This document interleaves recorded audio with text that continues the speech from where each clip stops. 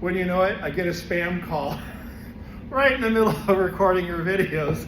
That's one thing about it too. When you're making six figures in real estate like I am and teaching real estate, you get all these people and telemarketers trying to sell you stuff you don't need. All right. So there's a couple of things I want to point out. Number one, number two, number three, number four. This is the book you're going to need. It's Real Estate Principles by Huber, 17th edition, please. You can find this on Amazon. And it is a 3-ring binder type book. It's loose leaf, okay? So you can write down your notes and things like that as we talk about all the different subjects. Walter Huber is very well known in California. He's actually approved by the Department of Real Estate for textbook writing. He's very well regarded with regards to the academic community as well. And this book is now 100% up to date with the buyer contract agreement, which is where buyers have to sign their own contract with their own buyer agent and actually offer to pay him or her a commission. So it's 100% update. The other good news about the Huber book is, believe it or not, it's under $100 and you can get it in about 96 hours. The Huber is extremely well known, and you can get this on Amazon as well, the book. It's not going to be in the bookstore, so don't even bother looking there. And the bookstore has the old practice book and the old principles books, and those are from 2017, and they have not been updated to reflect the buyer agreement. And by the way, that is a big deal. So you definitely want to use the Huber book. You can pick it up anywhere. It's on the syllabus. The link is on the syllabus from Amazon directly. Just click on it, order it, and you'll have it in a few days. Immediately start reading it. You're going to also like this book. Even though it looks really big, it's big for a reason. It's written in 14-point type with lots of photos and lots of examples, forms and things like that. So it looks like it's a huge book, but it's not. It's actually in really big letters and lots of gaps, and you're going to really like the book. It's very straightforward. There's not a lot of like fruity language and blah, blah, blah, things like that, okay? So what we're going to cover today is real estate life, and also some of the requirements that you have to have with regards to real estate license. And I'm going to change the slide here once in a while behind me, but this is on your PowerPoint list and on your modules for Module 1. On the state exam, you're going to want to have to, if you've already done practice and law and you are ready to take your real estate exam after this class, even if you were not there yet, I would still go ahead and I would fill out your real estate license and exam form from the Department of Real Estate, dre.ca.gov, and look up the forms for your exam and license checklist. Go ahead and download those. They're on the PowerPoint, so I won't go with the numbers and things like that.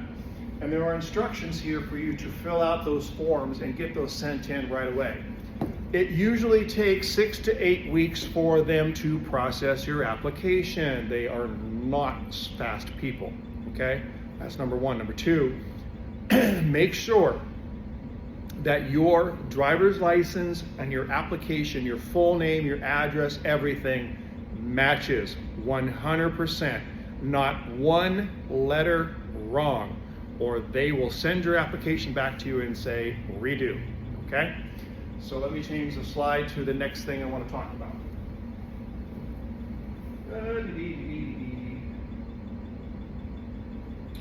One of the things that you will have to do, as you can see behind me, is you will have to attend classes.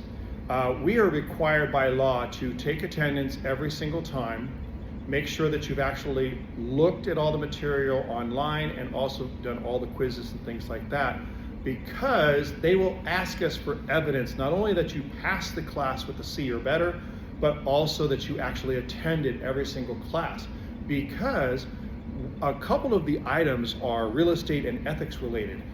Fair housing, the buyer-broker agreement, which I talked about earlier, and also how to handle sellers as well. That is required material, and you better have those, be in those classes and things like that, and show evidence that you've taken those classes so that we can help you out and get your license right away. Yeah, so, when you're, have your mocha chocolate with 3 shots of extra caffeine and syrup and whatever the case may be with lots of whipped cream on top. You're going to need it because we are going to really use up a lot of time and a lot of effort in getting you ready for the exam. So the next thing we're going to talk about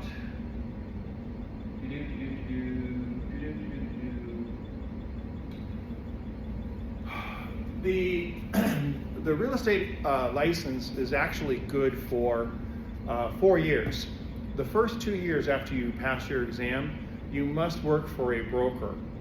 That is not negotiable. So you will have to work with a broker either like myself or Century 21, a Remax, an EXP. If you're going into commercial, maybe you might be going to CBR or you're going to JLL or whatever the case would be.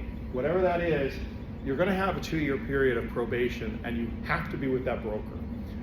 Number 2, your license is good for 4 years. You have to renew it every 4 years with 3 continuing education courses, which you can actually do online.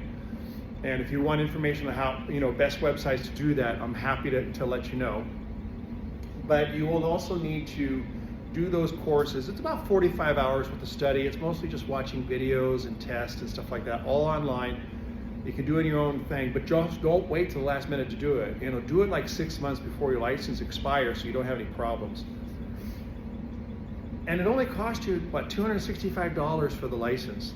That's $62, $63 a year to make as much money as you want. Okay? And remember, your real estate license, you can go into property management, you can go work as a private banker at a Chase or a Bank of America where you have clients who have real estate.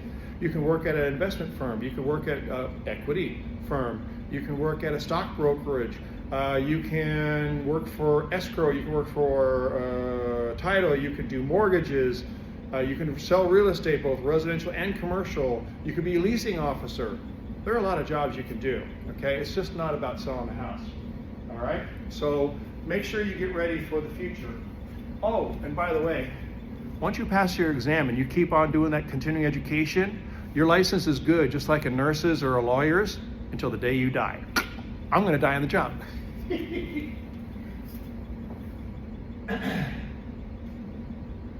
Talk about the exam. Oh, so here's the short list of everybody that actually needs a real estate license to pass the exam, to get the exam, and that's the short list. Okay. There are even, believe it or not, government agencies actually require, cities, states, counties, require a real estate professional to help them with their own contracts and stuff like that. One of my students from UCLA is actually working for a city right now in real estate, and he's learned a lot, and now all of a sudden he's getting job offers left and right. He's only been there 2 years, okay? So look at that list. You know what you're talking about, okay? Wow. Well, can't get any closer. Uh-oh. Technical difficulties.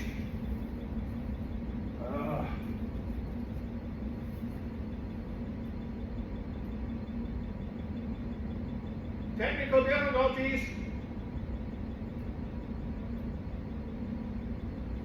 Oh.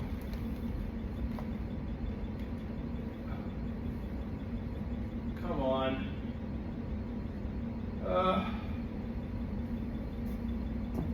Do you ever have one of those days where things just don't want to go right? Hold on.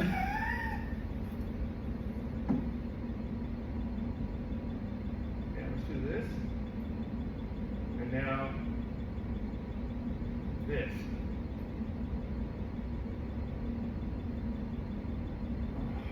Oh, come on, really?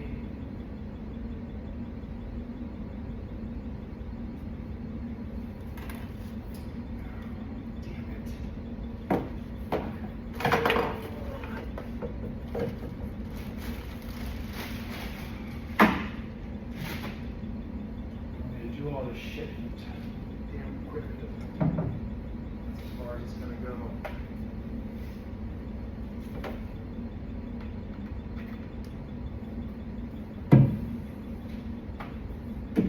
There it is.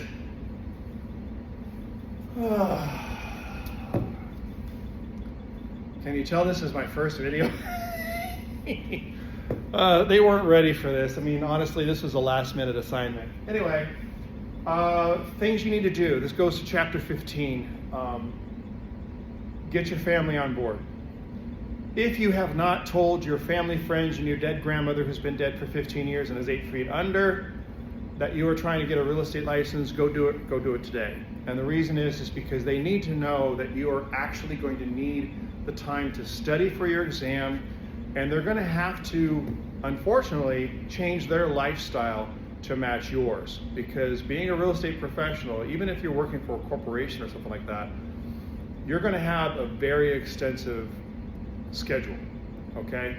And one of the bad things about being in real estate is your family. And here's why.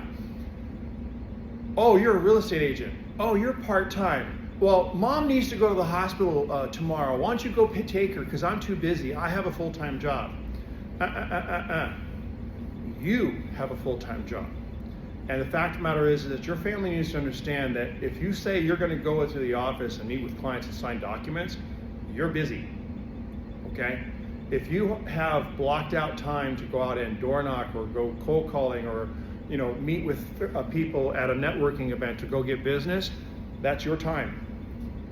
Somebody else in the family was handling mom, or somebody else was picking up Junior from school, or someone else was helping that person who just had the accident on the freeway before you. Just because you're a real estate agent doesn't mean that you're the one most likely to save everybody, okay? So get your family on board. This is a serious career. You're going to be making serious money, and you're going to need them to understand that all those nice things that you're going to be providing them have to be paid for. And they're not paid for by you driving around and chauffeuring everybody else in the family because they think you have a part-time job. It's not a part-time job. It's not, okay? It's also a great way to motivate yourself. As the slide says, if everybody knows you're going out to get a real estate license, guess what? The motivation is there for you to actually go do it, because it's called accountability. Remember all those times that you've had somebody in the family say, oh yeah, I've tried to go do that. I just couldn't do it. Not you, okay? This is about accountability. If everybody knows that you're going out and get a real estate license, that's all those people who know that once you have your license, that you can help them go out and find a property that they need, okay?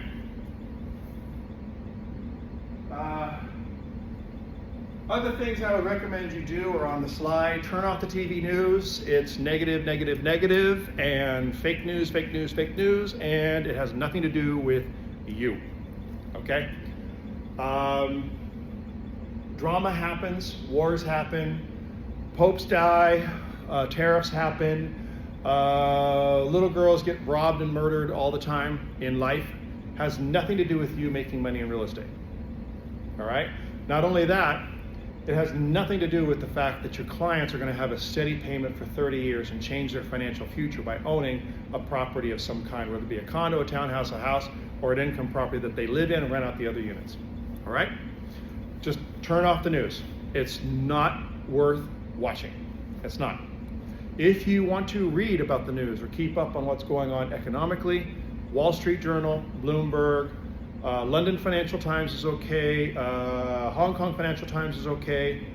Other than that, I wouldn't even bother. Don't even waste your money. Okay. What else do I want to do? Oh, inspirational books.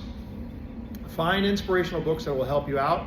I highly recommend reading The One Thing by Gary Keller from Keller Williams.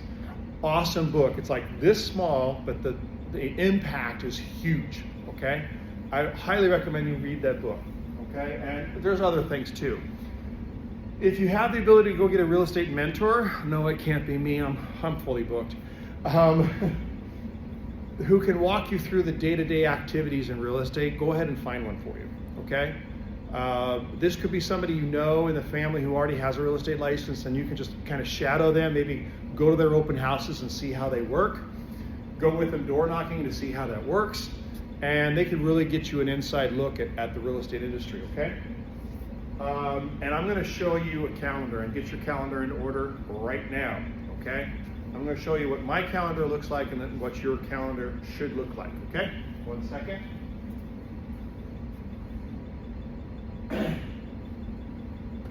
The other thing I want you to do immediately, look, we can't all be influencers. We can't be all educators online like myself. But the fact of the matter is that you need to have as business-looking profile as possible on social media, effective immediately. Not only that, they should all know on your social medias that you are getting your real estate license and that soon you will be able to help them find a property and change their financial future. That's every social media, okay? Do you want a business account in Instagram and stuff like that? I don't recommend it. I don't have one, don't want to use it. And I mix my personal with business as well. I have real estate videos, 90 seconds, no more than that. And the next day I'll post up something personal like happy birthday to so-and-so, or, oh, I went to this wedding, it was awesome. I make sure that it's part personal, part business. It's not 100% business like you see so many times, because when you operate like that, when you're constantly just every day doing 3 or 4 real estate posts, your friends and family just kind of tune you out. You know what I mean? They want to know about your personal life as well, okay? I would start posting at least once a week an article of interest about real estate, either from the Wall Street Journal, Bloomberg, London Financial Times, some written magazine or news program that's very well respected, okay? And it could be about interest rates, it could be about house prices, it could be mortgage, whatever the case may be, it could be about any of those kind of things, okay? And the other thing too is start networking. You're here at UCLA Extension, go down the street to the UCLA campus and start networking with all the business groups on campus if you can. Any cultural groups that you're interested in. I happen to be a big Mahjong player because I spent 4 years living in Taiwan, so I love to go play Mahjong. I always meet clients that way because they're always interested in investment property. Okay, so go do it. The nuts and bolts, this goes to chapter 15. The nuts and bolts of it is part-time in this industry is about 20 to 30 hours a week minimum. Full-time is at least 50 to 60 hours.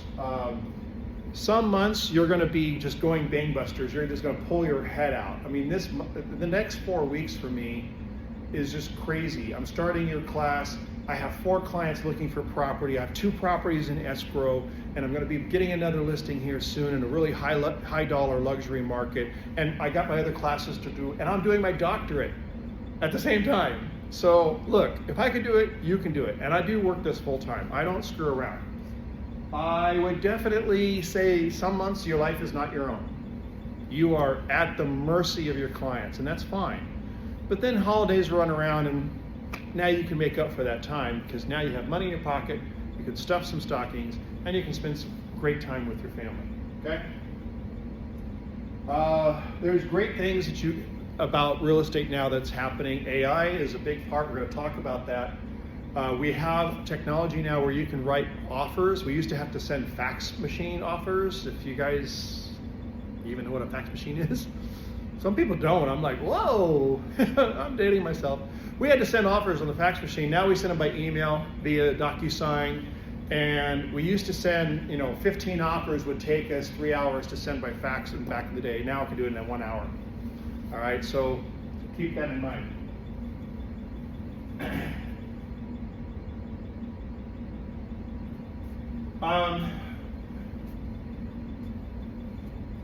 Going to chapter 15 again. In this business, don't be sitting in the office drinking coffee and eating all the donuts. The people that are constantly in the office are not the ones working in the real estate business. You need to be out there meeting people, aggressively going to people, not waiting for them in the office to come to you, because they're not going to, all right?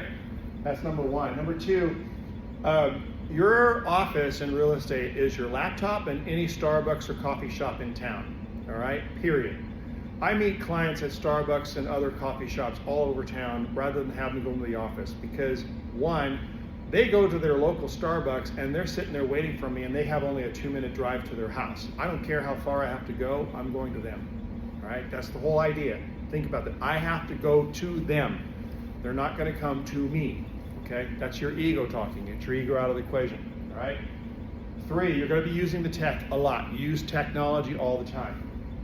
And 4, people that are aggressive in this business, that really go out and chase the business, are going to be successful to the point where in 10 years, like myself, most of your business is going to come from social networking, or your sphere of influence, or referrals from previous clients.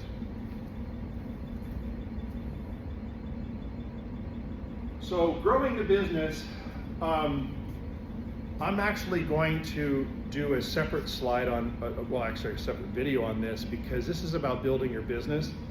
And we're going to talk about the different variations of ways to prospect and find new business, okay? And this is an entire video that I'm actually going to do separately, not just for the UCLA Extension, but also for the Cal State LA students and for the general public too. That's going to be posted up on my YouTube channel and also my Instagram. So hang on there and we'll do that. The idea really is to pick 3 types of prospecting that are going to be working for you. You know, some people are absolutely fantastic at open houses. They bore me to tears, all right? They can pick up clients like this at open houses. Me, people walk in, they think I'm a cop. Why? I'm 6'3", I'm 250 pounds, and I'm usually dressed like this, by the way.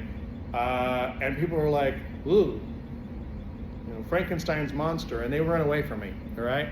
But what I've always been good at is networking. You know, going to networking events, going to professional events, and meeting people, and literally qualifying people to buy a house on a napkin. And we're going to teach you how to do that too, okay? Some people love open houses, I don't. Some people put a lot of aggressive hours of just calling. Some people are really good on the phone. I'm okay at it. I would rather text my clients and say, hey, how's it going? How's the family? Happy Easter, whatever the case may be. You know, how are you doing? Do you need any, you know, have any real estate questions you need answered this year, whatever the case may be. I'm really good at that. I'm really good at following up like that. So it's up to you. I mentioned books before, and to be honest with you, this is the short list. I highly recommend just about any of those books.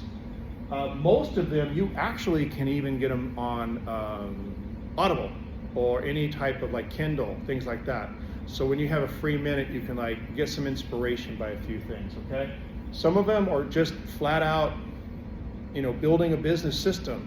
Some of them are about, you know, building a personality and being emotionally available for your clients. And some are just like great financial books, like A Random Walk Down Wall Street. That's a great book for any finance person who is interested in learning how to invest, okay? And the other is the Tobias one, which is the only investment guide you'll ever meet. That's great. Andrew Tobias is awesome, okay? Okay. So I'm going to do a third video, which is the prospecting one, okay? And then the next class we're going to talk about, we're actually going to do property types, which is part 2 of module 1. And that's going to be all about properties. And I will stop it here, and we'll see you on the next video. And I'll be dressed the same, by the way. I got to do that video too. Stop. Stop. Oh, wait. No, I'll just pause. Okay. So let's talk about some property types. I'm not going to spend a whole lot of time on every single one, just specific areas that you need to understand, all right? Obviously, the first part is a single family house. This is your basic house in any suburb or any community. It's usually detached. It can be attached, but usually it's detached, okay? Sometimes it's on leased land. I don't recommend buying property on leased land because you never know when the guy renting out the property is going to let you stay there or not. And single family houses may have an HOA or not. Condos are buildings where you can have as little as 4 units in one condo and as many as 250. It just depends. Condos actually include ownership in the land. They usually have expenses that cover a lot of the things that you would cover as a homeowner by yourself. This includes hallways, exterior paint, exterior landscaping, swimming pools, gyms, spas, whatever. Bear in mind, on condos, the more amenities they have, parking, spas, gyms, all that kind of stuff, pools especially, the more expensive the HOA fees and dues are, okay? The nicer the building, the more amenities, the higher the HOA.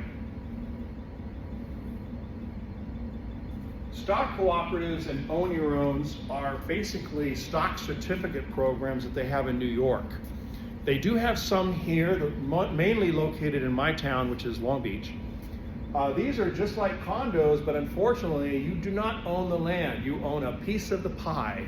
You have a stock certificate for whatever share or percentage of the building that you own. This includes everything that you would have in a regular condo, but the problem is you will have to come in, usually with a minimum of 25% down. It's very rare you're going to see these anywhere outside of Long Beach, but there could be. Mobile homes are another thing. It's a transportable structure. You can put it on a car and go. They are on a permanent chassis with wheels. They take the wheels off and they put it into a community. With mobile homes, you usually have to put 10% down. You have to qualify for the mobile home community just to live there, and you have to be able to show finances that you can actually afford to live in that mobile home community, okay? There is sometimes leased land. You actually are parking it and renting the space for your mobile home. But the other thing is too, sometimes you can actually use the mobile home to attach it to the land permanently, and now you can get an FHA loan with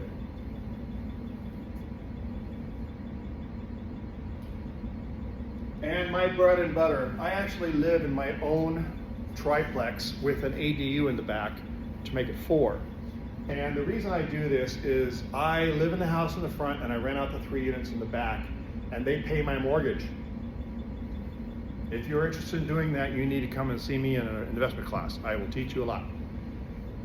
Units can usually be separate buildings or they're attached. There could be either a box or it could be separate houses on the lot.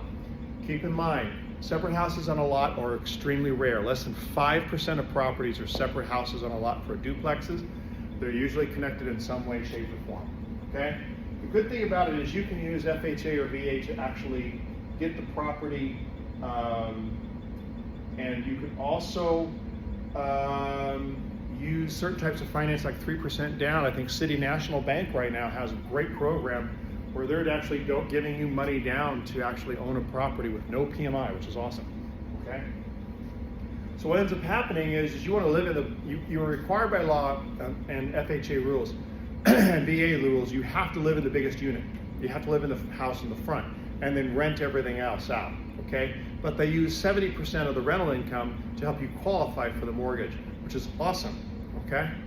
So we'll talk about more on that when we cover investment properties later in the semester. If you go the route of owning more than 5 units or more, now we're talking commercial property and commercial lending. You have to go to a big bank. You're gonna have to come in with 25, 30, 40% down sometimes. The bank tells you how much you have to put down to make it work. But terrific in terms of residual income for you and your family to pay for tuitions, vacations, things like that when you hit 50 years old. Honey, you wake up, it's May 1st, and you're like, hey, how about we go to Paris next week? The tenants are paying, let's go. All right, if you learn how to do that, come talk to me, all right? The other thing is too, and this is actually on the state exam, when the building has 16 or more units, you must have an on-site property manager, which is why I recommend to a lot of like small-time investors, limit their size to 12 units or less so that they can easily manage it with a handyman rather than have to have somebody you have to pay on-site, okay?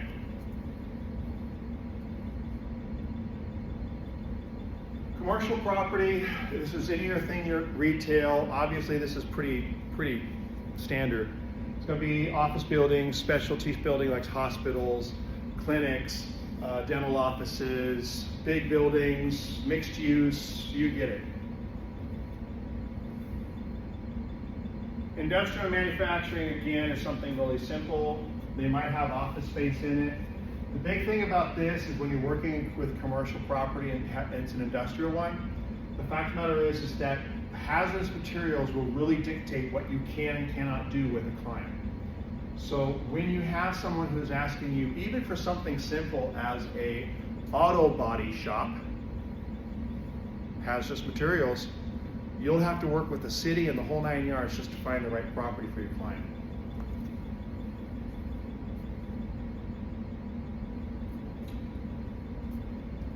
So next week what we'll do is I'm going to talk about ownership and encumbrances and things like that, and we're going to take this up there as well. But remember, the property is a bundle of rights. You have the right to possess, occupy, rent, and keep others out. You have the right to enjoyment, peace, and quiet without interference. You have the right to control the property physically and change the property the way you like it. You also have the right to do disposition. You can will it, you can sell it, you can put it in your own trust, you can put it in your own business, whatever the case may be.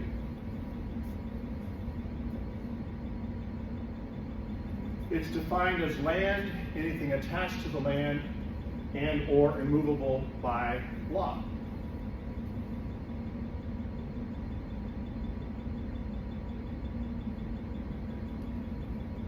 You have the right to ownership all the way up into the sky. Now, you can't charge the airplanes that fly over you a rental space, but you get the idea. However, underneath, there might be mineral rights that come with the property or are excluded from the property depending on what it says on title. Riparian rights will be on the exam, so will littoral rights and percolating water. This is basically the rights of use of water and also the use of any minerals under the property. Who has that, okay? Remember, California has a lot of farmland. That's why this is on the state exam.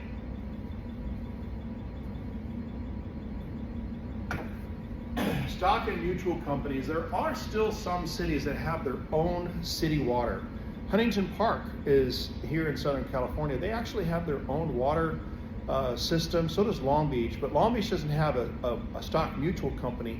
But everybody that lives in Walnut Park or Huntington Park in 90255 zip code are part of a mutual stock company. And believe it or not, this question may actually be on your state exam.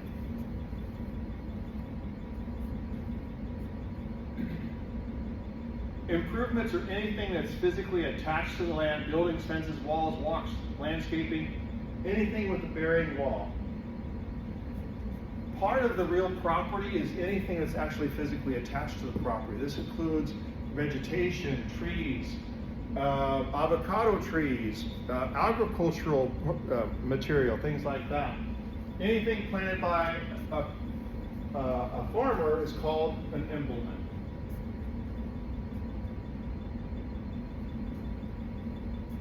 One of the things that does happen every once in a while, people say, hey, if you want to buy this house, there's a 66 Mustang in the garage that can come with it, but you have to do a personal property bill of sale. It's a separate contract than the actual contract to buy the property. But what happens is you find out what personal property is going to be included, such as appliances and things like that, and you do a list, and you're ready to go.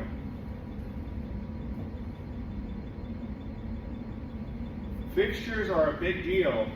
Not only does it include things on this list such as ceiling fans and lights, built-in appliances and flooring, how about smart home features? Oh yeah, they're included too. Security systems that are physically attached by screws. Yep, guess what? They stay with the property when it gets sold. Those are all part of the personal property that are included in the property. When you're talking about a business, remember, with a real estate license, you can actually sell a business. So let's say you're selling a liquor store. All the inventory is included, but guess what? So are the shelves, the refrigerators, the cash registers, the signs for the parking, things like that. All of that is included in the sale. And those are called trade fixtures. It'll be on your state exam, I guarantee it. Because as a real estate agent, you have the ability to sell a business. It could be a restaurant, not even the building. You're just selling the lease with the restaurant business and out the door. So just remember, whenever you have that opportunity, and by the way, it's a good opportunity because they're actually pretty easy sales. Good money as well. Every once in a while I'll do one, a lease or a business. Not very often, but they're actually good money. You get paid for them.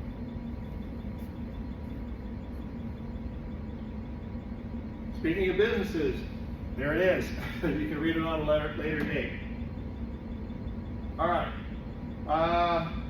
We're not going to do real estate math and appraisals. That's going to be a future class. But next week, what we're going to talk about is title and encumbrances and things that are going on title.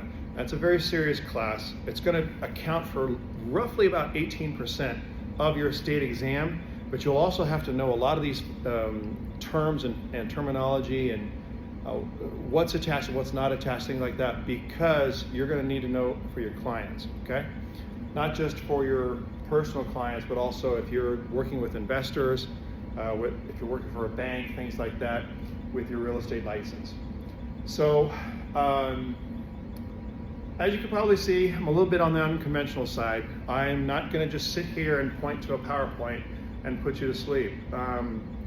You'll have to forgive me. I'm going to crack a lot of jokes about myself, about the business, and sometimes I'm going to get really serious about things that do happen in the business that we need to avoid.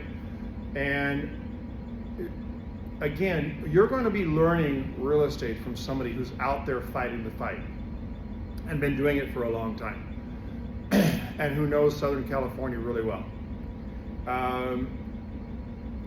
If you have a real estate question now, email me, call me, whatever the case may be. But to be honest with you, get ready. I'm going to take you on a wild ride with this class, and I think you're going to really enjoy it. See you next week.